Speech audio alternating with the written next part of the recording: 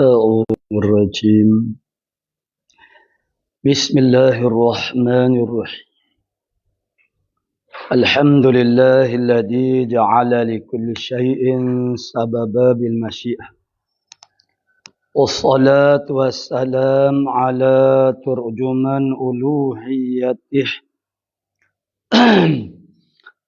ودليل وحدانيته سيدنا محمد المبعوث بباهر المعجزات لتأييد رسالته وتصديق هدايته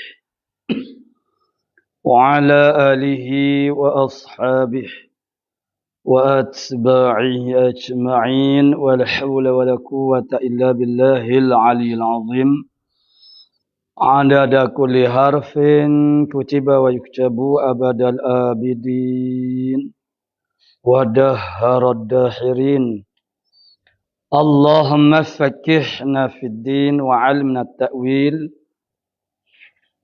اللهم فكهنا في الدين وعلمنا التأويل اللهم فكهنا في الدين وعلمنا التأويل اللهم رب اشرح لي صدري ويسر لي أمري واحلل عقدة من لساني يفقهوا قولي أما بعد فقال الشيخ المؤلف رحمه الله تعالى ونفعنا بعلومه في الدارين amin ya rabbal alamin.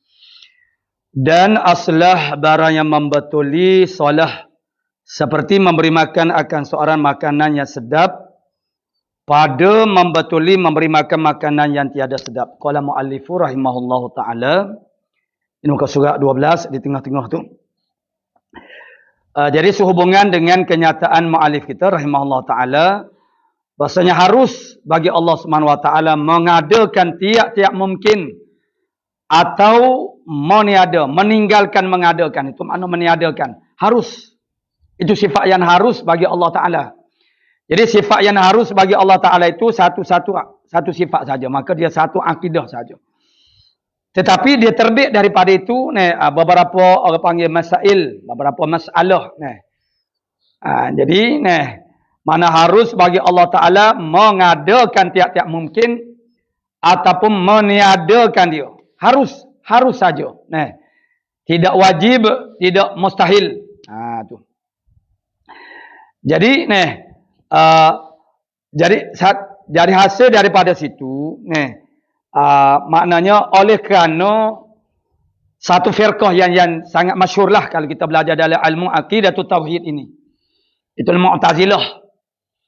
Daripada zaman dahulu lagi sekian lama dia telah membuat onarnya dengan fahaman-fahaman yang tersasar, yang orang panggil lari daripada orang panggil faham akidah Ahlussunnah wal Jamaah.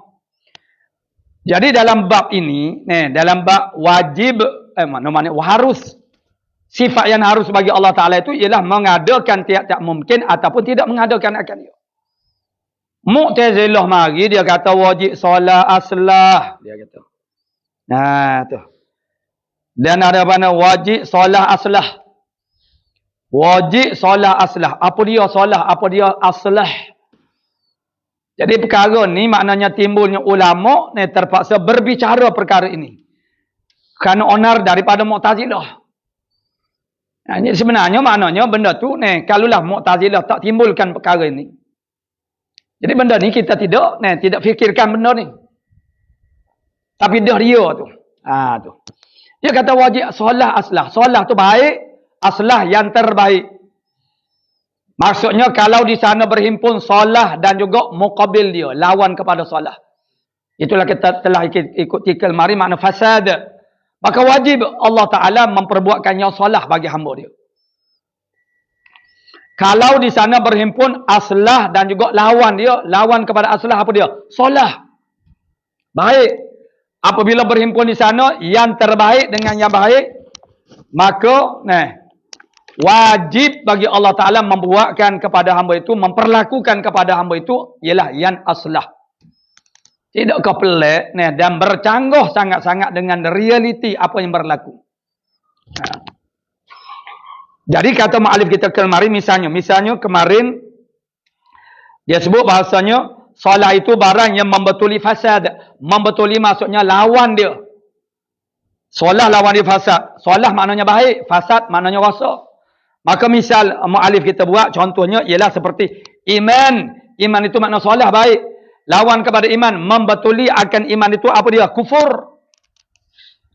Jadi kalaulah wajib Allah Ta'ala itu memperlakukan kepada hambanya yang solah, bermakna tidak ada hamba-hambanya, tidak ada daripada kalangan manusia yang jadi kufur kepada Allah Ta'ala. Kalaulah benarlah katanya wajib solah, bermakna tidak ada orang yang kufur. Sedangkan realitinya ramai yang kafir berbanding dengan yang beriman kepada Allah Ta'ala di dunia ni. Bila-bila masa pun, di zaman mana pun, itu sangat bercanggah dengan realiti apa yang berlaku.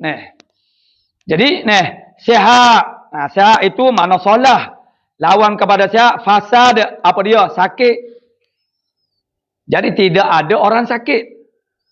Tidak ada orang sakit macam mananya. Hospital begitu sekian banyak disiap.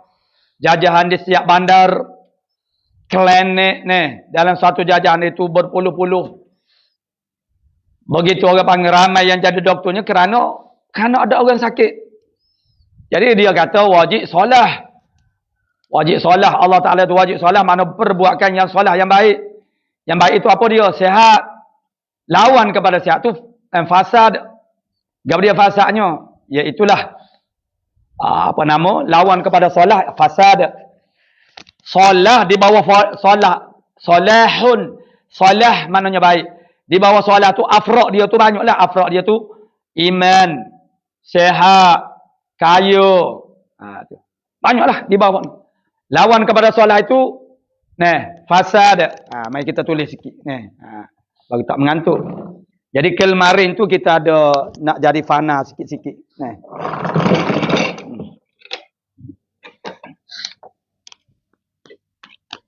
Kita buat solah ni di tengah-tengah. Ni solah.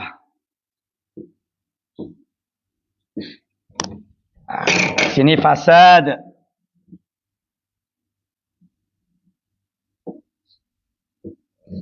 Dan satu lagi aslah. Tu. Jadi solah ni membetuli akan fasad. Lawan dia. Lawan dia ialah fasad. Fasad ni makna rosak lah. Punah. Aslah lawan dia kepada solah pula. Bila kita iktibarkan yang terbaik itu lawan dia yang baik. Jadi kalau yang solah itu, contohnya iman.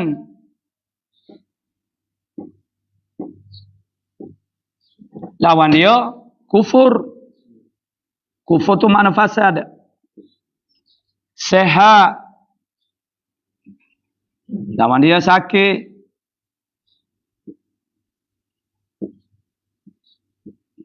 Luas rezeki. Lawan dia kepada kesempitan rezeki. Jadi bila mana pada satu keadaan, suatu tempat itu ada solah dan fasad, wajib Allah Ta'ala memilih untuk memperlakukan hambanya dengan iman misalnya. Iman, bila di sana ada iman dengan kufur, mana iman. Kalau sehat dengan sakit, sehat. Kemudian aslah yang terlebih baik. Solah baik. Solah makna dia baik. Aslah terlebih baik. Tu. Kalau di sana ada aslah dan juga solah, maka wajib dia letak gitu. Dia kata wajib atas Allah Ta'ala itu memperlakukan yang terbaik bagi seorang hamba itu. Jadi kalau solah dia punya lawan dia membetuli fasad, seperti iman pada membetuli kufur, dan sehat pada membetuli sakit. Dan aslah barang yang membetuli solah. Jadi bila di sana ada solah dan aslah, wajib Allah Ta'ala buat yang aslah, yang terbaik.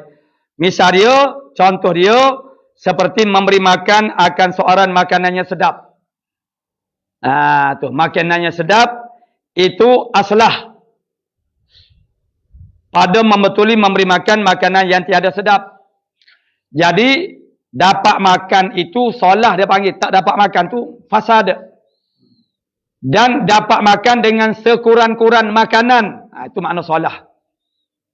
Tapi di sana ada yang aslahnya, yang terlebih baik apa dia? Dapat makan makanan yang terlebih sedap. Yang lebih sedap. Maka ketika itu wajib Allah Ta'ala memperbuat yang terbaik kepada hamba dia.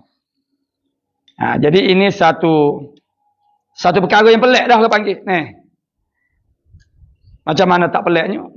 Kerana dia sangat bercanggah dengan realiti yang berlaku. Kalaulah benar sebagaimana yang dikatakan wajib Allah Ta'ala itu solat aslah, bermakna tidak ada orang sakit. Tidak ada apa-apa kekurangan kepada kita makhluk ini. Kerana sekurang-kurangnya wajib solat. Solat itu makna yang baik. Sudah tentulah ada lawan kepadanya. Luas rezeki dengan sempit rezeki. Mudah urusan dengan payah urusan. Kita melakukan urusan-urusan kita di pejabat-pejabat di mana-mana saja begitu sukar. Jadi itu dia panggil fasad. Jadi, kalau mengikut pandangan Mu'tazilah ini, maksudnya tak berlaku lagu tu.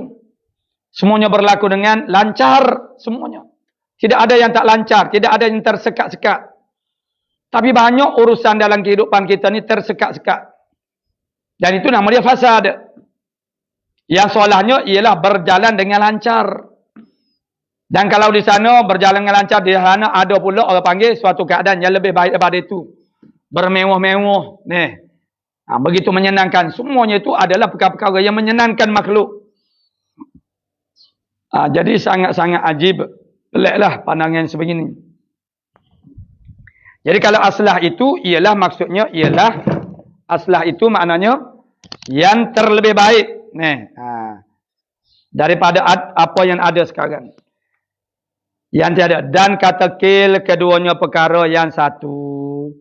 Satu kil kata kil ni pandangan yang segelintir ulama.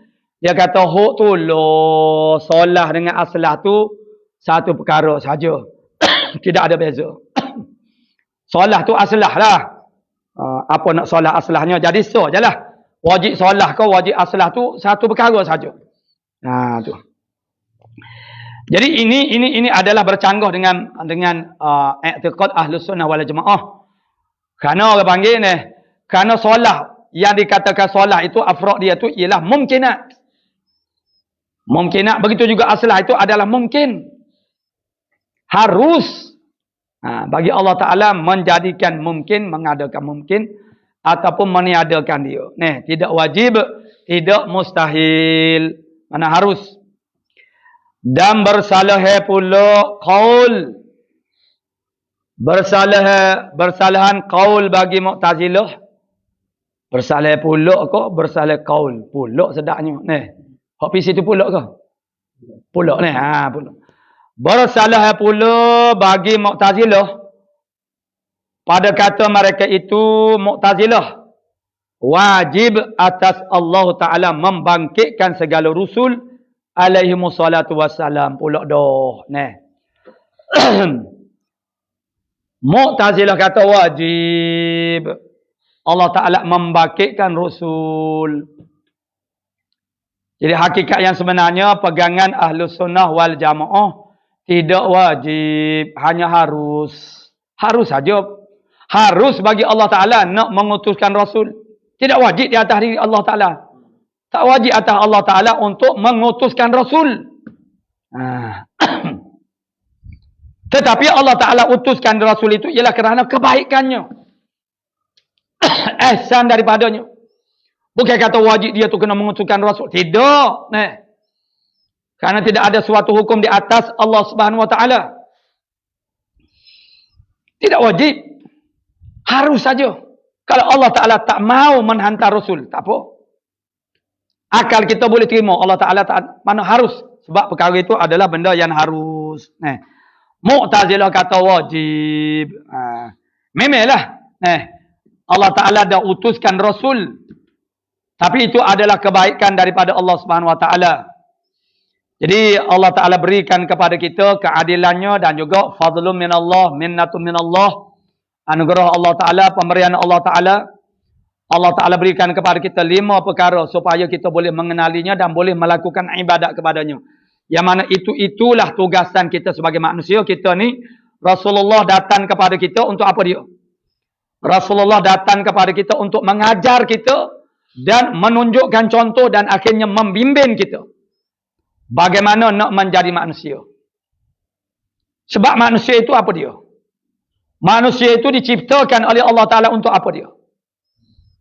Allah Ta'ala memilih suatu kejadian, suatu bangsa makhluk daripada kalangan makhluk-makhluknya untuk mengambil suatu tanggungjawab yang sangat besar, yang sangat mulia, dan dengan sebab itulah dia jadi mulia. Mulia kita tu dengan pekerjaan kita. Laqad karramna bani Adam, sesungguhnya kami muliakan anak Adam. Bagaimana cara Allah Ta'ala memuliakan anak Adam, yakni manusia itu dengan cara memberikan kepadanya tanggungjawab yang besar, tanggungjawab yang mulia, pekerjaan yang besar. Gabriel pekerjaan yang besar, itulah ma'rifatullah, mengenal Allah Subhanahu Wa Ta'ala. Itulah. Itu yang menjadikan manusia itu jadi mulia. Makhluk yang dipilih oleh Allah Ta'ala untuk mengenal Allah Ta'ala. Jadi kalau orang yang tak mengenal Allah Ta'ala, dia bukan manusia. Dia bukan agak. Manusia tu dijadikan untuk apa dia? Untuk mengenal Allah Ta'ala. Tukul dijadikan untuk apa? Untuk katok paku, untuk ketuk paku, untuk ketuk papan. Itu tukul. Gergaji dijadikan untuk apa dia? Nah, ada peranan masing-masing. Jadi manusia dijadikan oleh Allah Ta'ala. Untuk apa dia dijadikan manusia? Untuk mengenal Allah Ta'ala. Untuk melakukan ibadat kepada Allah Ta'ala. Wa ma khalaqtul jinna wal insa illa liya'budun. Tidak aku jadikan jin dan juga manusia itu malaikat untuk melakukan ibadah kepadaku. Tu kerja manusia. Jadi kalau manusia tak buat kerja manusia, dia bukan manusia. Postman tak buat kerja postman, dia bukan postman. Cikgu tak buat kerja cikgu, dia bukan cikgu. Bombo tak buat kerja bombo, dia bukan bombo. Kalau bombo tak buat kerja postman, itu tak apa. Bombo, ahli bombo, dia tak buat kerja cikgu. Tak apa. Sebab kerja bombo lain daripada pekerjaan bombo, tugasan bombo lain daripada tugasan orang panggil guru. Bombo lain, polis lain, JPJ lain. Lain-lain, tak sama. Tu. Jadi manusia lain, binatang lain. Manusia untuk apa dia? Untuk mengenal Allah Ta'ala. Tu tujuan, tu kerja dia. Jadi kalau mu tak mengenal Allah Ta'ala, mu bukan manusia lah. Manusia itu yang mengenali Allah Ta'ala, yang melakukan ibadah kepada Allah Ta'ala. Itu manusia. Jadi Nabi datang kepada kita ni untuk mengajar kita. Mengajar kita macam mana nak jadi manusia. Yang kedua, tunjuk contoh kepada kita macam mana jadi manusia. Dan yang ketiganya, kalau payah-payah lagi, tak berapa nak faham lagi, maka irsyad, namanya bimbing.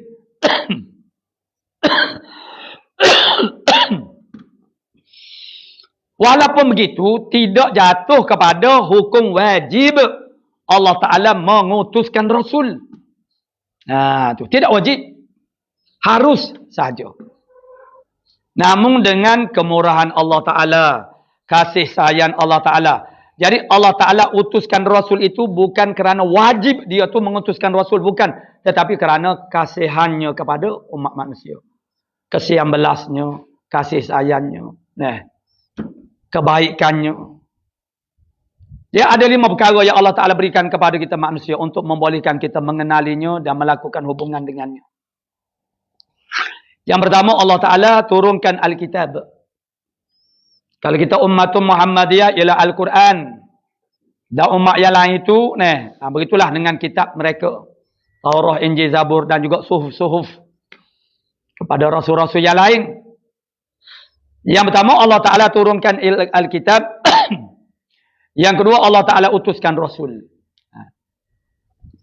Yang ketiga, keempat, kelima, ada di diri kita. Basar, sama'un, fu'ad. Penglihatan, pendengaran dan juga hati ataupun akal. Jadi 3 ni peralatan yang Allah Ta'ala bekalkan kepada kita. Allah Ta'ala turun ke kitab, Allah Ta'ala utuskan Rasul, maka tidak ada alasan, tidak ada hujah bagi kita untuk menafikan. Bahasanya di sana ada mawani'. Perkara-perkara yang menegah, yang menjadi halangan kepada untuk kita mengenali Allah Ta'ala. Untuk kita, orang panggil melakukan ibadah kepada Allah Subhanahu Wa Taala. Dan satu lagi Allah Taala memberikan kepada kita bahan-bahan untuk diproses. Apa dia? Kejadian alam ini, maklumat alam ini. Seperti itu kan masuk, kalau tidak ada bahan-bahan untuk dimasuk, maka dia tak boleh memasuk. Walaupun dia seorang tukang masak yang sangat mahir sekalipun, tetapi kalau tidak ada barangan, tidak ada bahan-bahan, ingredient dia masuk untuk dimasak. Kalau untuk nak masak, nak kurutuk kambing misalnya. Kambingnya tidak ada, awas kurutuknya tidak ada, bawang ladanya tidak ada, macam mana dia nak masak? Allah Ta'ala bekalkan kepada kita kejadian alam. Supaya kita dapat berinteraksi dengan kejadian alam ini. Akhirnya kita dapat mengenali Allah Ta'ala. Begitu Allah Ta'ala mendesak banyak kali, acap kali. Di dalam Al-Quran. Afala yanzuruna ilal ibili kaifa khuliqat. Wa ilal samai kaifa rufiat. Wa ilal jibali kaifa nusibat. Wa ilal ardi kaifa sutihat. Allah Ta'ala suruh kita melihat. Lihat, tengok. Tapi dengan bentuk pertanyaan, makna dia suruh. Adakah mereka itu tidak melihat? Maksudnya kena lihat, kena tengok. Afala yanzuruna ilal ibili kaifa khuliqat. Adakah mereka itu tidak melihat kepada binatang unta bagaimana dia dijadikan? Maksudnya kena lihat. Oh, tempat kita tidak ada unta. Tengok binatang lembu, tengok binatang kerbau, tengok binatang ayam. Takkan Allah Ta'ala nak sebut semuanya dalam Quran. Kalau begitu bukan Quran dah lah. Allah Ta'ala sebut unta kerana di tanah Arab turunnya Quran itu ialah unta. Bukan ayam. Lihat kepada bukit. Bagaimana dia ditegakkan, didirikan. Tengok kepada langit, diangkatkan macam mana. Ada tiang ke tidak, ada tali ke tidak yang menggantungkan dia. Tengok kepada bumi bagaimana dia hamparkan.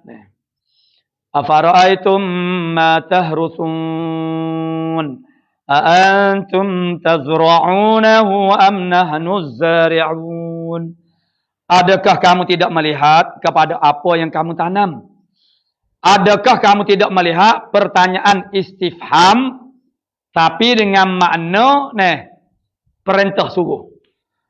Awak tak nampak ke di kaki awak tu ada sampah tu? Cikgu dia kata kepada maksud dia suruh dah tu. Adakah kamu tidak melihat? Maksudnya kamu kena lihat. Lihatlah. Lihat itu kepada matahrusun, kepada apa yang kamu tanam. Itu kepada petani, peladan, pekebun. Tak di penternak. Lihat kepada unta, lihat kepada ayam. Lihat apa yang ada paling dekat di sisi kita, di sekeliling kita, di sekitar kita. Lalu Allah Ta'ala buat pertanyaan. Aantum tazra'unahu am nahnu zari'un. Adakah kami yang menumbuhkannya ataupun kamu yang menumbuhkannya? Allah Ta'ala tak tanya kamu kah yang tanam. Allah Ta'ala tanya kamu kah yang menumbuhkannya. Kalau tanya tanam, angkat tangan sebelah kanan. Saya tanam. Saya jaga. Tapi bila Allah Ta'ala tanya menumbuhkan, kita angkat dua belah tangan. Surrender. Tidak Tuhan, bukan kami yang menumbuhkan. Menumbuhkan macam mana? Kalau tanam padi, misalnya hari pertama ditanam padi itu. Dipacokkan, dimasukkan dalam tanah. Kemudian keesokan hari pergi lagi ke bendan. Memasukkan tangannya untuk menarikkan akar-akarnya. Begitu hari yang kedua, ketiga, seminggu. Ditarik begitu semakin panjang. Lalu diikat-ikat, disimpul-simpul pada bahagian tanah dalam tu. Lalu jadi kejap, bila kita senjuh nak angkat tu tak tercabut dah. Kemudian bahagian atas ditarik sedikit demi sedikit setiap hari. Akhirnya semakin tinggi. Kemudian dikobek-kobek tubik butir padi, biji padi. Itu menumbuhkan. Siapa yang berani mengatakan dia boleh buat macam tu? Tak boleh.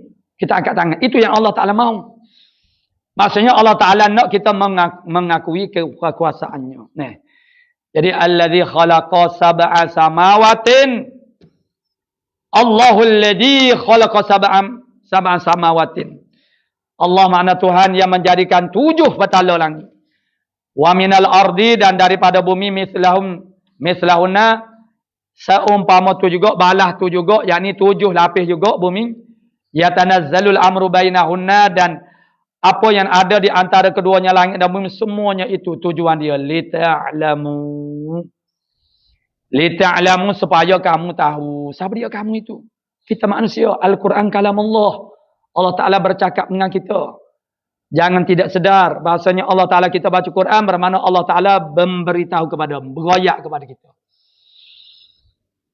Li ta'lamu. Bila Allah Ta'ala kata kamu. Maksudnya kita manusia dah. Li ta'lamu anna Allah ala kulli syai'in qadir. Supaya kamu mengetahui bahasanya Allah Ta'ala itu kuasa di atas sesuatu. Wa anna Allah qad ahata bi kulli syai'in ilma. Dan supaya kamu mengetahui Allah Ta'ala meliputi dengan ilmunya terhadap tiap-tiap sesuatu. Dengan cara apa? Pandan kepada langit, pandan kepada bumi, pandan kepada apa yang ada di tengah-tengahnya. Kata Syekh Ibrahim Al-Laqani dalam matan Jawharatut Tauhidnya. Unzur ila nafsika. Itu tartib dia. Unzur, pandan, tilik, perhatilah kepada diri kamu. Summan taqil ila alamil alwi. Kemudian berpindahlah kamu kepada alam yang di atas langit. Langit adalah sumber akidah yang paling segar. Pandanglah ke langit. Zaman sekarang orang dah jadi sangat warok, tak mau dah pandang ke langit. Tengok ke bawah sahaja. Langit adalah sumber kepada iman yang paling segar. Sebab langit sentiasa jauh daripada kita. Kagum kita, terpegun kita, kekaguman kita ialah kepada perkara yang jauh. Tokoh yang jauh daripada kita. Kita rasa kagum. Sesuatu yang jauh daripada kita, kita rasa kagum. Orang darat mula-mula sampai di pantai. Lalu menanggapinya dengan perasaan sangat kagum. Sangat indah perasaan itu melihat kejadian pantai. Yang belum pernah dia melihat sebelum daripada ini. Dengan ombaknya, dengan anginnya. Dengan makan lauknya yang mewah. Tetapi setelah dia berulang kali melawati pantai itu. Ataupun di mana-mana saja pantai. Sampai 10 kali, 20 kali, 30 kali, 100 kali misalnya.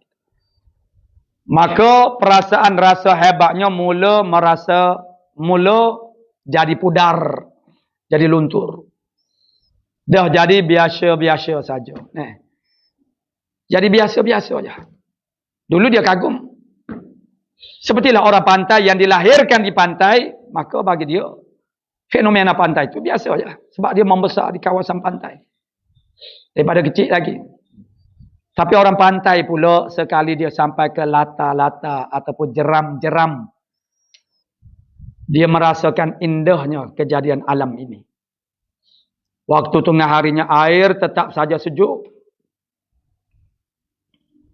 Membandingkan dengan kampung halamannya di pantai. Begitu kalau matahari sudah naik, air pantainya dah jadi panas umpamanya. Cuaca dah panas. Di jeram itu, dengan pohon-pohon kayunya, udaranya masih lagi tidak panas. Dan airnya tetap saja sejuk. Jadi dia rasa kagum. Lalu kekagumannya itu akan semakin pudar ketika dia sudah berulang kali menziarahinya. Lalu sesuatu yang kekal tetap jauh daripada kita ialah langit. Apa saja yang ada di langit itu kita tak sampai ke langit. Jadi kalaupun kita rasa biasa melihatnya tetapi tetap rasa kagum sebab sesuatu yang misteri yang kita tidak tahu secara jelas, secara tafsili, benda tu sangat mengagumkan kita. Kita melihatnya daripada jauh. Tokoh manusia yang kita lihat daripada jauh kita kagum. Satu masa kita dah bekerja jadi orang kanannya. Jadi kekaguman itu akan jadi begitu menurun. Jadi dengan sebab itu langit sentiasa segar dari sudut memberi mengekalkan rasa kagum kita, ta'zim kita kepada penciptaan Allah Subhanahu Wa Taala. Maka lihat kepada langit, di sana ada bintang-bintang yang hebat-hebat yang memberi jasa dan juga pertolongan kepada kehidupan dunia kita dan juga akhirat kita. Seperti di dalam kitab Barzanji ketika mengkhatamkan dalam doa barzanji yang kita khatamkan pada hari Sabtu baru-baru ini dalam majlis Maulidi Rasul peringkat Al-Manhalun Nus'i. Begitu disebut tentang kawakib, itu bintang-bintang yang diserupakan keluarga Ahlul Bait, keluarga Nabi itu seperti kawakib bintang-bintang. Kemudian disebutkan ruya ni makna diriwayatkan. Begitu ada hadisnya. Bahasanya hadis ini makna status ini kita tidak tahu. Jadi dikatakan bahawasanya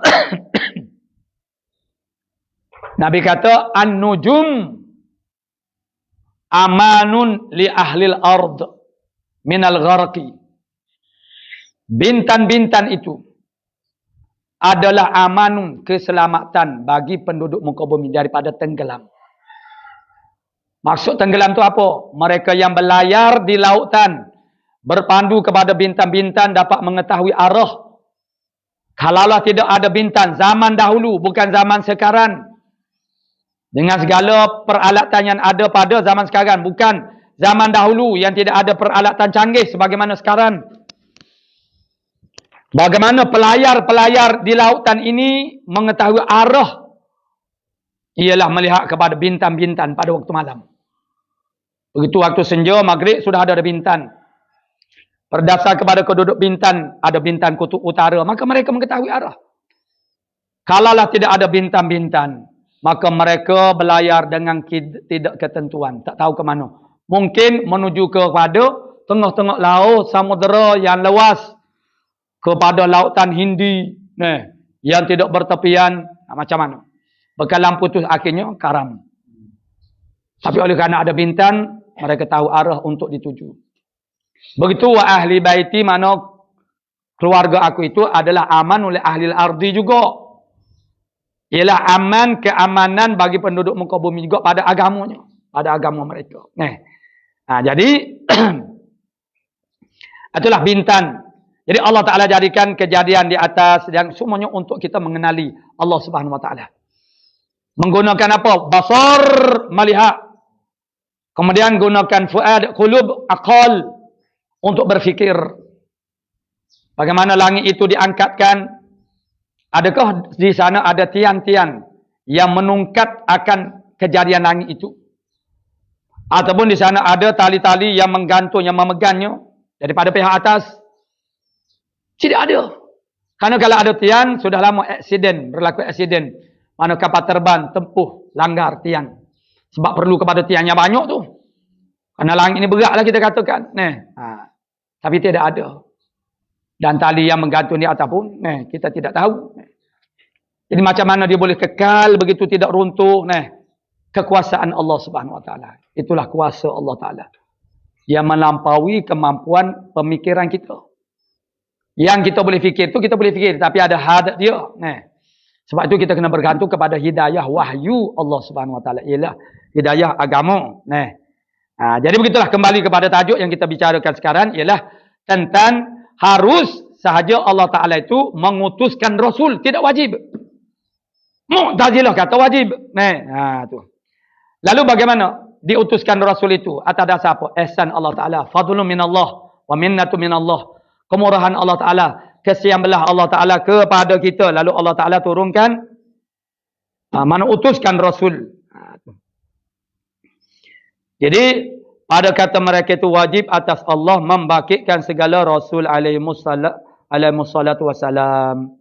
Maka harus bagi Allah Ta'ala membangkitkan mereka itu.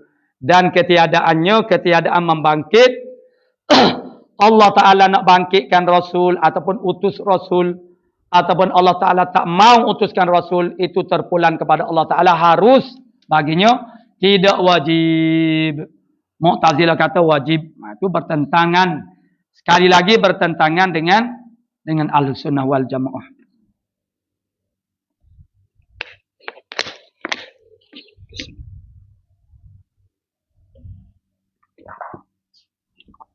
Dan bersalah pula bagi Mu'tazilah pada menafikan mereka itu.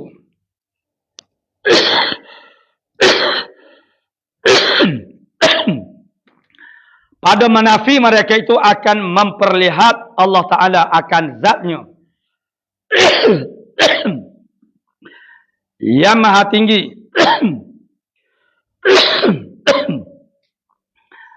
Jadi, bersalah pula bagi Mu'tazilah.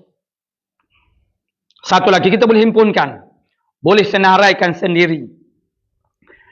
Semenjak daripada mulanya lagi dalam kitab ini, tentang percanggahan-percanggahan Mu'tazilah. Mana perkara-perkara, idea-idea yang mengaruh ataupun yang tersasar, yang sesak, yang tak betul. Semenjak daripada sifat iradah dulu. Allah Ta'ala tidak menghendaki benda yang jahat. Allah Ta'ala menghendaki benda yang baik-baik saja. Kita bercanggah dengan ayatnya, dengan pegangan Ahlus Sunnah wal Jamaah. Dan di sekitar sifat yang harus bagi Allah Ta'ala ini pula, mari pula beberapa masail, beberapa furu' masalah. Yang begitu jadi bercanggahlah dengan pegangan kita Ahlus Sunnah wal Jamaah. Jadi Mu'tazilah dia menafikan mereka itu akan memperlihat Allah Ta'ala akan zatnya yang maha tinggi kepada kita manusia. Dia kata Allah Ta'ala tak dapat dilihat. Maksudnya ialah di akhirat kelak, bukan di atas dunia.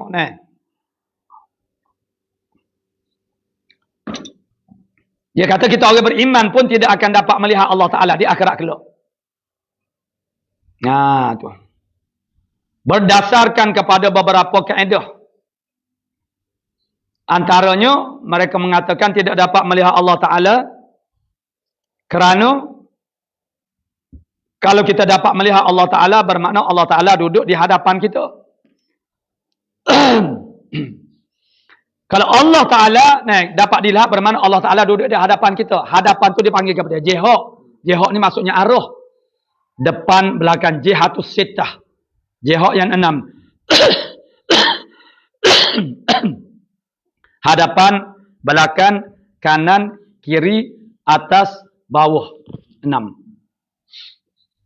Jadi kalau kita dapat melihat Allah Ta'ala, bermakna Allah Ta'ala duduk di hadapan kita. Kamu juga kata Allah Ta'ala tak bertempat. Nah, Mu'tazilah kata kepada Ahlus Sunnah wal Jamaah. Kamu kata Allah Ta'ala tu tak bertempat. Jadi kalau kita dapat melihat Allah Ta'ala walaupun di akhirat kelak, tetap saja itu menatijahkan bahawasanya Allah Ta'ala itu ada tempat. Sedangkan kamu mempertahankan bahawasanya Allah Ta'ala tidak bertempat. Nah, tu. Lalu kamu kata dapat melihat Allah Ta'ala, bermakna Allah Ta'ala ada di hadapan kamu. Lalu Ahlus Sunnah menjawab bahawasanya tidaklah melihat, tiap-tiap melihat itu semestinya di hadapan. Dan berlaku kepada Nabi sallallahu alaihi wasallam ketika ini ada dalam hadis. Itu kita tak sempat nak petik, ada dalam Muslim pun kita dah belajar dah. Ketika Nabi menimami akan sembahyang, Nabi mengarahkan kepada sahabat-sahabat yang menjadi makmum di belakang supaya menyamakan saf, memenuhkan saf, menyempurnakan saf. Karena Nabi kata, aku nampak kamu daripada belakang aku. Aku nampak kamu daripada belakang. Maknanya Nabi tidak perlu berpaling untuk melihat sahabat telah membetulkan saf atau tidak. Karena aku nampak daripada belakang aku. Maksudnya, walaupun Nabi tak berpaling, macam kita nak memastikan makmum-makmum itu telah menyamakan dan memenuhkan saf, imam kena berpaling lah kalau dia nak pastikan. Ataupun kita berpaling tu, ataupun menghadap kepada makmum. Sebab kita tak nampak benda yang ada di belakang kita. Tapi Nabi SAW dia nampak. Itu bermakna tiap-tiap nampak itu bukan bermakna duduk di hadapan. Itu kaifiat yang biasa-biasa. Nabi ni tu kalau ada tuan-tuan dan puan-puan ada biasa dengar lagu tu Rindu Madinah tu. Itu diambil daripada Syama'il Muhammadiyah. Dan juga daripada kitab-kitab lain berkenaan Nabi. Nabi ni dia nampak belakang dan di hadapan tu serentak. Cuba buka YouTube, tulis Rindu Madinah, ada lagu tu. Nabi nampak ni, depan dan belakang itu makna serentak. Di depan pun Nabi nampak, di belakang pun Nabi nampak. Macam mana boleh nampak di belakang? Itu benda yang harus Allah Ta'ala boleh buat kepada sesiapa saja. Tapi hanya kepada Rasul itu Nabi jadikan mukjizat kepada Rasul. Boleh nampak.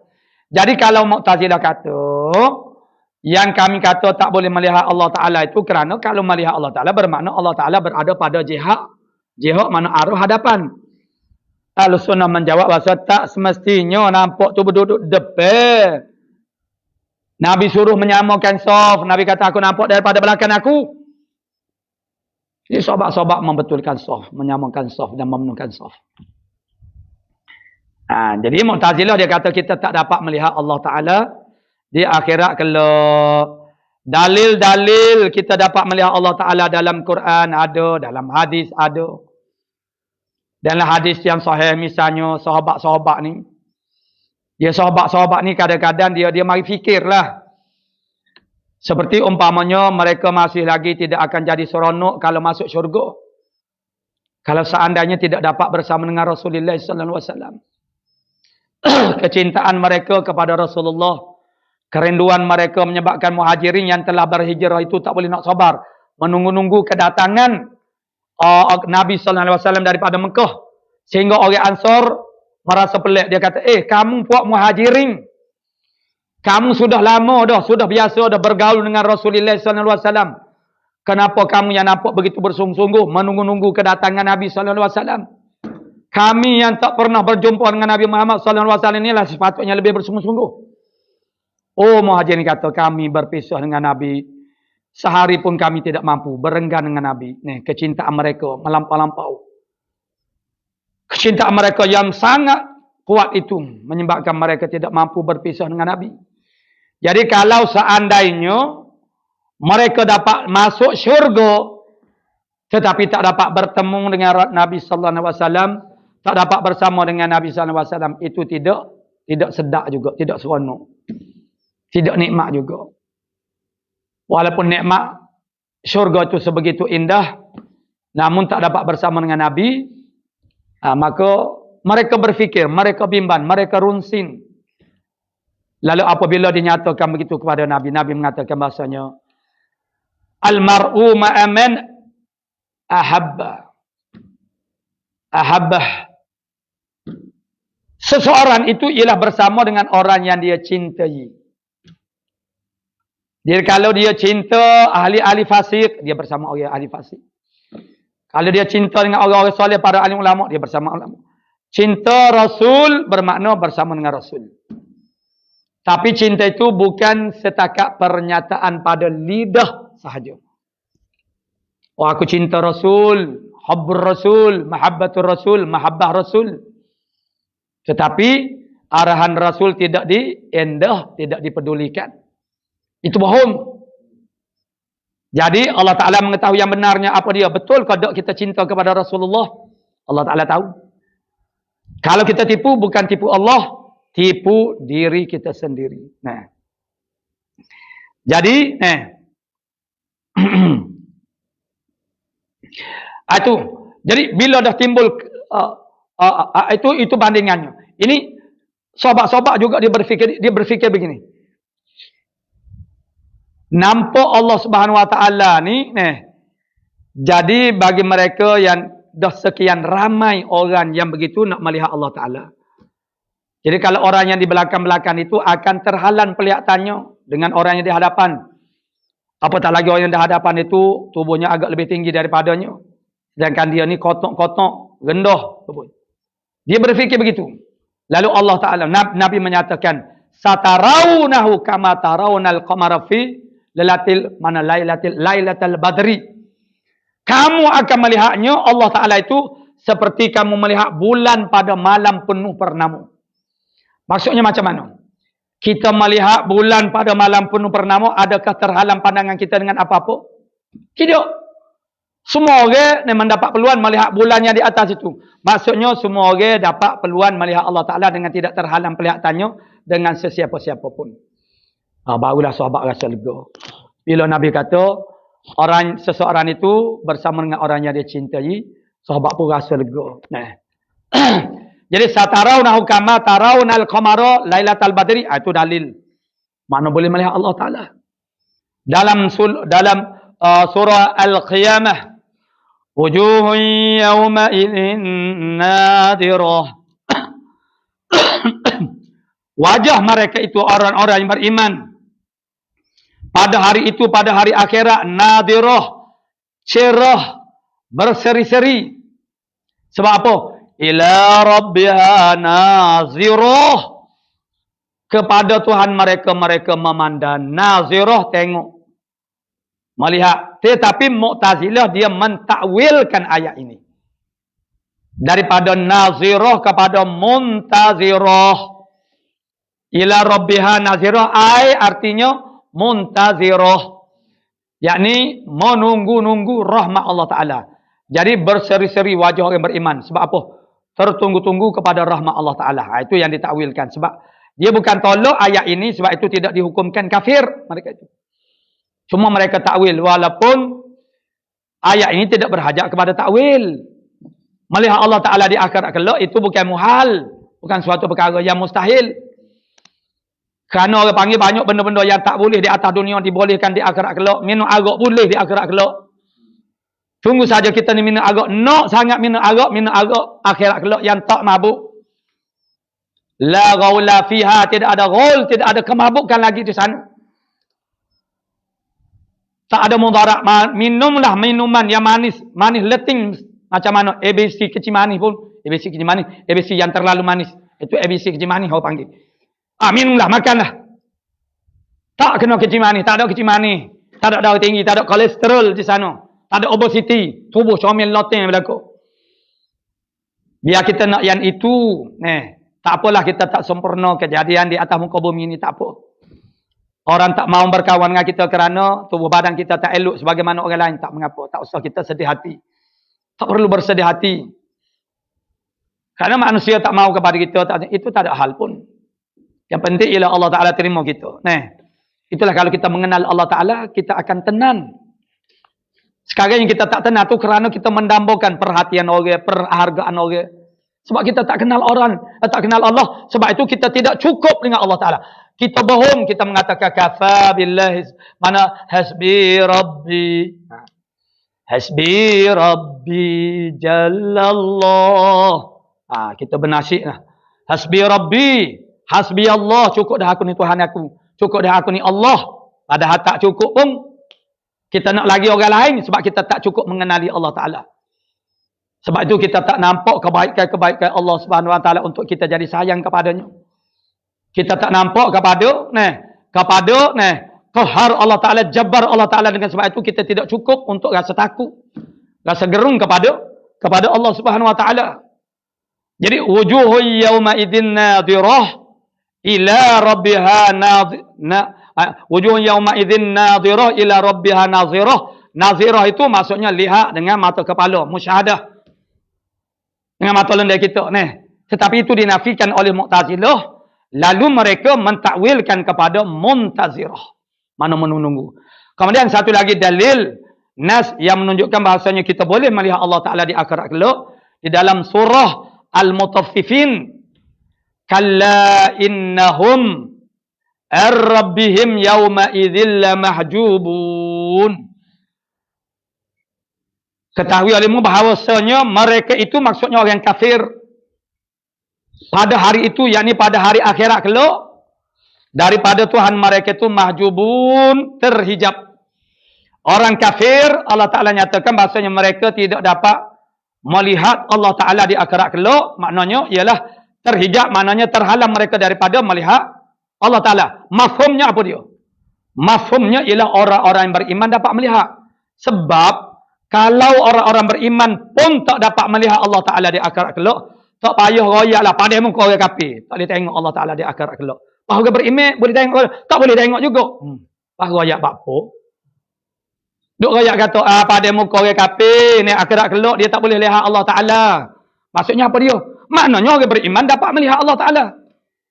Kalau orang beriman pun tak dapat melihat Allah Subhanahu Wa Ta'ala, tak perlu dibuat kenyataan bahasanya orang-orang kafir tidak dapat melihat Allah Subhanahu wa taala.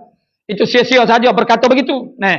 Jadi dan beberapa dalil-dalil yang lain, sama ada dalil nakli ataupun akli, bukan satu dua, banyak yang menjadi dalil menunjukkan bahawasanya kita boleh melihat Allah Taala di negeri akhirat kelak ni. Atas dunia doklah tapi Mu'tazilah dia bukan nafikan di dunia sahaja. Dia nafikan dapat melihat Allah Taala tu di akhirat kelak. Nah itu sekali lagi bercanggah dengan Ahlus Sunnah wal Jamaah. Maka harus baginya Ta'ala bahawa tafri'nya, maka harus baginya Ta'ala bahawa memperlihat ia akan zatnya, akan hambanya. Tetapi tiada jatuh, yakni tiada berlaku. Melihatnya Allah Ta'ala itu di dalam dunia. Jadi makna di dalam dunia tidak dapat melihat, tidak akan berlaku, malaikat bagi Nabi kita Muhammad sallallahu alaihi wasallam pada malam Isra ila akhir. Wallahu subhanahu wa ta'ala a'lamu bis-shawab. A'udzu billahi minasyaitonir rajim. Bismillahirrahmanirrahim. Alhamdulillah rabbil alamin wassalatu wassalam ala asyrafil anbiya'i wal mursalin wa ala alihi washabbihi ajma'in. Allahumma taqabbal minna innaka antas sami'un alim wa tub 'alaina ya maulana innaka antat tawwabur rahim. Allahumma inna nas'aluka al-'ilma khaifin wa inabatal mukhbitin wa syukras sabin wa tabatas siddiqin. Sallallahu alaihi wasallam Muhammadin wa ala alihi washabbihi. Walhamdulillah rabbil alamin.